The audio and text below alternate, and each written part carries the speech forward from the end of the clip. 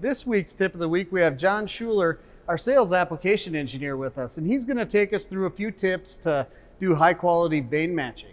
John, welcome. Thanks, Joe. All right, so the first thing about getting a quality grain match off the Pathfinder system is make sure that you use your bump stops and bringing it from the A-frame here to your saw table. So what we use is 3 bump stop system. That all works good, but sometimes you can't hit all 3 bump stops. That's when it's important that we mark where those bump stops are located. If we take a look at our saw table, I have a slab up there right now. We can go ahead and view that, and this is just a kind of an example of how we would line that up. So if you can't hit that side stop, just throw some tape on there or use a crayon, mark where those are located. Maybe mark down position 2 and position 5 stops are being used.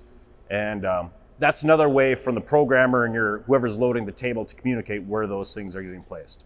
So that's the first most important step of getting a quality grain match. If you're getting inconsistent grain matches, we may need to shift your 0-0. So to do that, what I like to do is actually maybe take a cut on a remnant. So up on our slab over there, I have the blue tape going up and down and to the right. We have our photo here, and what I do is we're going to take our square in perfect match, and on our slab we have that blue tape, and I'm just going to move it so I can make 2 saw cuts along that blue tape. Once I have it lined up and I program it, put it out on the saw, I cut it, I'm going to actually measure the physical distance between my saw blade cuts and that blue tape, and now I know how much to shift it. Once I know that distance, then what we do is we're going to go to our Slabsmith database administration. So we click on that, and I already have it open here. And depending on what version of Slabsmith you have, it might look different, but it's different colors or different places, but you'll find it in there. This one, the most update, is under photo stations. And then under photo stations, you can find your calibration. And once you find your calibration, you will see the shift distance. So if my saw cuts were 1 inch to the left and 1 inch below my blue tape, over here, this is where I would type that distance, and it would be a positive 1 inch to shift it in X and a positive 1 inch in Y to shift it.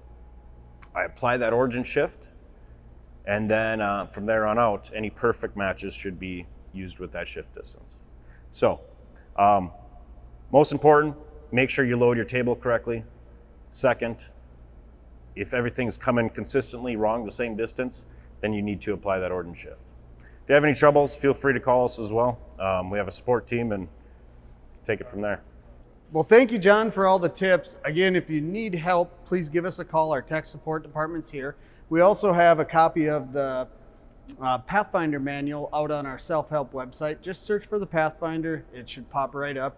Can answer some of your other questions or problems you might run into. Like I said, if you're having troubles, give us a call. Thank you, John, for being here. Thank you for watching the tip of the week. Again, if you have any suggestions for future tips of the week, please put them in the comments. We thank you for your time. Have a great day.